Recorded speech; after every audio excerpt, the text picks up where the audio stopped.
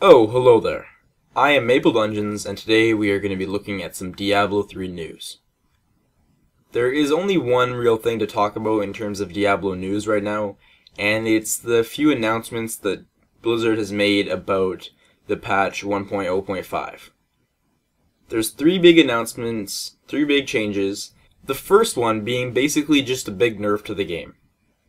They are going to change up defensive skills, making them less necessary, and then reduce all incoming damage, making players a lot stronger and able to run more offensive builds. I'd say this is probably good for the majority of players, and they will enjoy crushing stuff a lot easier. Their next piece of news is the Infernal Machine, which should please hardcore players. It's a device that will allow level 60 players to battle uber versions of some of the bosses in the game. These bosses should be a lot harder and they should drop better loot, way better loot, but apparently to make the Infernal Machine you'll have to craft it, maybe something like the way to get into the Ponyland.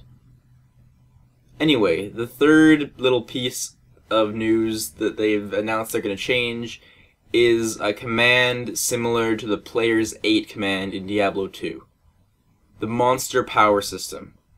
It's designed to give players more control over how hard all their enemies are, so it should solve the problem that so many people were asking for a solution to.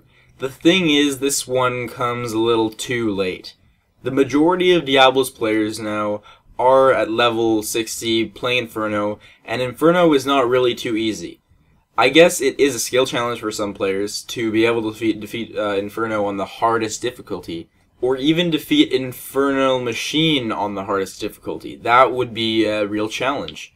The players that would actually profit from this the most were all those players that were just turned off the game when they first entered it and it was just way too easy on normal mode.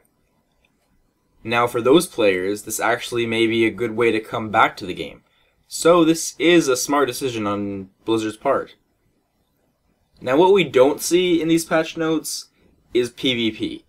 I feel that's the only real revival that this game can get. Personally, I have played the game maybe once or twice since Guild Wars 2 came out. That's just me personally. I'm loving that game. However, Diablo 3 is a pretty damn solid game in terms of combat and a few other aspects. It really does have potential to become a really good game in maybe an expansion pack. We'll see about that. For now, they are fixing some important parts of the game, so let's rejoice for now. If you'd like to see more Diablo news in the future, you can subscribe to the channel and let me know that you'd like to see more.